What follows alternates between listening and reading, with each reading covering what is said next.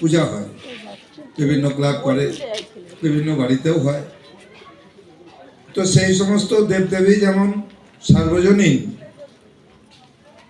আপনাদের গুরুও আমাদের গুরুও এক সার্বভৌম গুরু। এই গুরুর সত্তাটা দেবতাদেরও অনেক উপরে, এবং গুরুদেব কখনো কখনো কারুর কাছে বলেছিলেন যে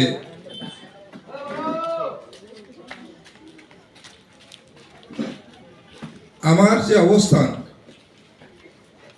আমি বুঝতে পারি না যে আমার এখানে আসতে কেন হয়েছে। আমি অনেক অনুসন্ধান করেছি। আমার পূর্বজন্ম বলে কিছু ছিল না, কোনো কর্মফল ভোগ করতে আমি আসি নাই, বা কর্মফলের পরিপ্রেক্ষিতে আমাকে আসতে হয়েছে সেরকমও নয়। আমি একটু একটু করে এইরকম অবস্থা লাভ করেছি, সেরকমও তিনি বলেন নাই। অন্য অনেকের পূর্বজন্ম ইত্যাদি বলে গেছেন,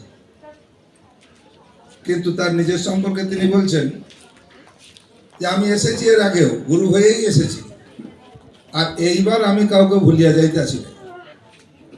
এইবার তোমাদের প্রত্যেকের জঠর যন্ত্রণা হইতে উদ্ধার করবার জন্য তাহার দ্বারা প্রেরিত হইয়া তোমাদের দ্বারা দাঁড়িয়ে আসিয়াছি।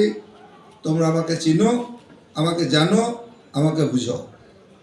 তোমরা কেহই আমাকে বুঝিলে না, এই দুঃখ আমার রাখার জায়গা নেই। আমি তোমাদের বাড়ি বাড়ি ঘুরে ঘুরে তোমাদের